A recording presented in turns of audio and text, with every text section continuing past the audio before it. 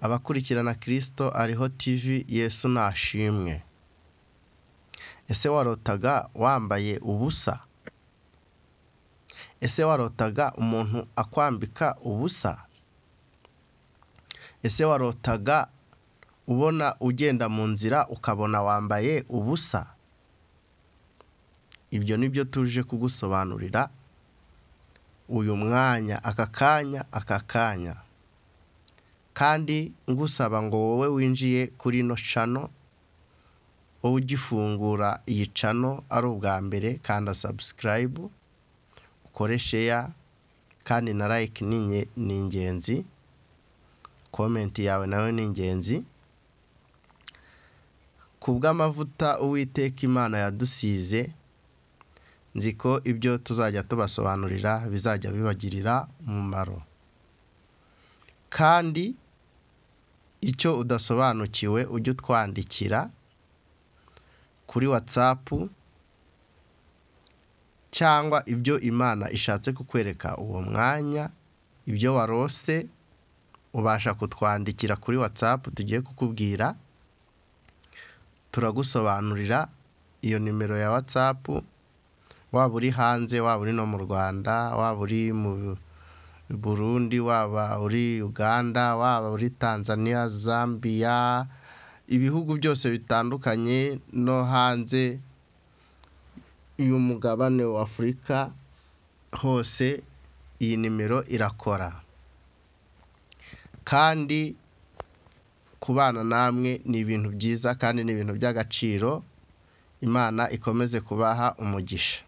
Nkwibutsa ko kudukurikirana ni iby'agaciro, ariko iyo utaramenya iby'Imana agaciro bifite, ushatse natwe ntiwakirirwa dukurikirana, ushatse wabyihorera, kuko iyo utaramenya icyo bimaze n'icyo bikumariye, ushatse wabyihorera.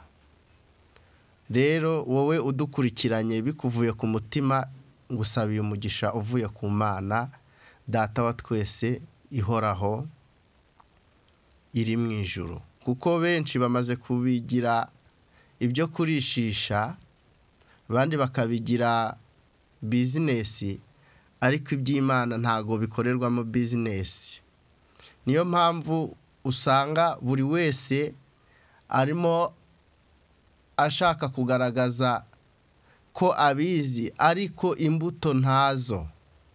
Wajya kureba ugasanga imbuto yera ntazo. Aribwo n'ijambo ryanditse ngo muri Bibiliya ngo muzabamenyera ku mbuto zabo bera. Bishatse kuvuga ngo umuntu ukijijwe uzamumenyera ku mbuto ze yera, n'umupagano uzamumenyera ku mbuto ze yera, kuko byose ubu ngubu byamaze kwivanga.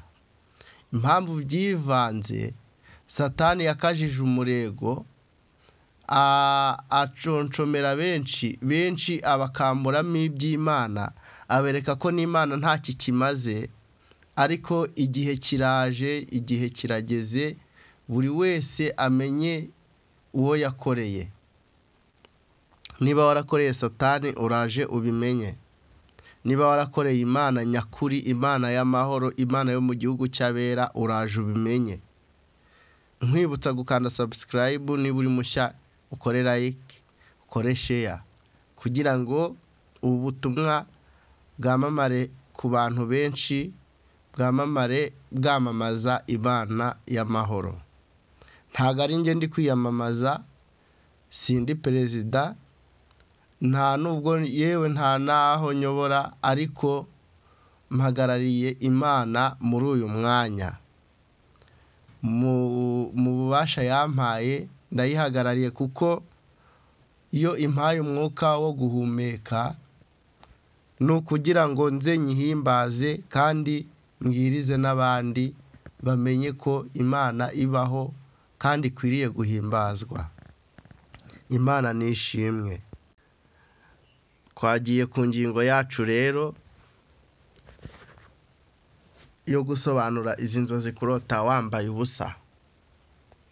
Hari ukurota wari wambaye, warangiza ukabona ibyo wari wambaye ntumenya ahantu bigiye. iyo utamenye aho bigiye ukabona uhagaze nko mu nzira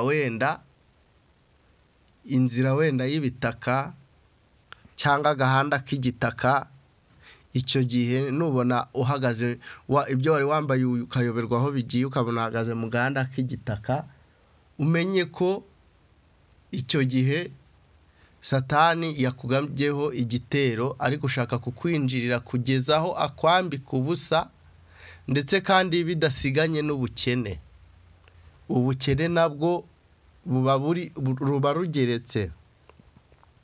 Icyo waba ufite cyose, icyo waba ukora cyose, ntago gikuyeho ko Imana ikuburiye ngo senga ube maso, kuko Satani yakugabyeho igitero kiri butume wandavura ukajya ku musozi. Buri wese akamenya uwo uri we kandi bitari ngombwa. Ariko iyo usenze icyo gihe uba ufitiwe amahirwe y'uko byavaho, kuko Imana biri kukubwira ati dore Satani yaguteguriye ikintu kitari cyiza, agiye kukwambika ubusa ku musozi. Noneho ubwo ni uburyo bumwe, hakaba ari n'ubundi buryo bisobanura ko Satani agiye kukwambika ubusa mu buryo bw'umwuka, ugasigarura ugenda uri igiporoporo, nta by'umwuka biguteyeho, nta kigufasheho, nta namba, nta ugenda bavuga ati Yesu nashimwe, ukumva ni nk'abasazi. Ugenda bavuga ati Imana irakora, ukavuga ati ubwo murahaze. Buri wese nyine ukumva ni nk'umusazi imbere yawe, kuko Satani yamaze kugukamuramo iby'Imana. Niyo mpamvu Imana ibikweretse urota wambaye ubusa. Icya gatatu, ushobora kurota ukabona n'ubundi nyine wambaye ubwo busa buri ukabura n'akantu wakingaho.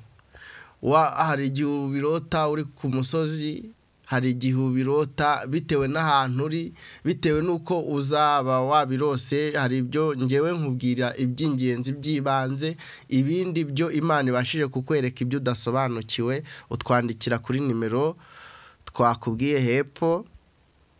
Niba utanayumvise twayisubiramo, ni akamenyetso ko guteranya 250 72 83 14 5 95. Iyo nimero iri kuri WhatsApp.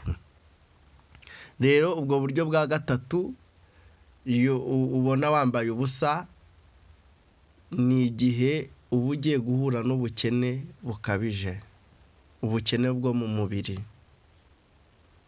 cyangwa hakaba hari abarozi bashaka kukwambika ubusa. Hari ukukwambika ubusa bakaba bagusarisha, hari ukukwambika ubusa bagakukorera ibintu biteye isoni, bituma buri wese nyine akubona kandi bitari ngombwa. Rero hari igihe abakwambitse ubusa we ntubibone, noneho utwara ufite ugatangira kubona tutangiye gukendera, turimo turashira, umwenda kwambara bikaba ari hatari. Mbese ukabona no mu rugo ukabona ibintu byanze, ukabona ibintu mbese ntibimeze neza. Bamwe ari bwo musanga mu nzu harimo imbeba, ukibaza iyo mbeba yaje ryari, kandi ikaza mu bintu bidasobanutse. Iyo mbeba nuyibona ujye umenya ko nayo yaje kugusurira ubukene. Ntago ari imbeba buntu, ntago ari imbeba nyine bubeba, ahubwo ni imbeba ibiherekejwe n'imbaraga mbi. Icyo gihe rero nurota wambaye ubusa, ujye usenga Imana, uyitabaze kandi nta mikino irimo. Uyitabaze kuko niyo yonyine izaba yagutabara. Nta mwana w'umuntu wagutabara, kuko yo wamaze kubona wambaye ubusa, kurota wambaye ubusa, ni igihe kibi kiba kije kigusatiriye kandi kitoroshye. Rero yicara umwari mukurikiranye, yitwa Kristo Ariho TV. kandi mbashimira kubwo kubana natwe, kandi hari ikigukoze ku mutima no kudutera inkunga biremewe. Imana kandi yaguha umugisha, kandi ishobora kugukoreramo nyine umugisha, tukawukorera tukawusangira. Imana ibampera umugisha. Hari ibikoresho tuba dukeneye, ntabwo ibikoresho dufite bihagije, ariko Imana ibasha kugukoresha, nawe ukaba wadufasha mu buryo bw'umubiri no mu buryo bw'amasengesho no mu buryo bw'ikofi, byose birakora. Imana nibaha umugisha rero, nakagaruka, kandi mukomeze kugubwa neza. Imana ikomeze ibabere maso muri byose. Amen.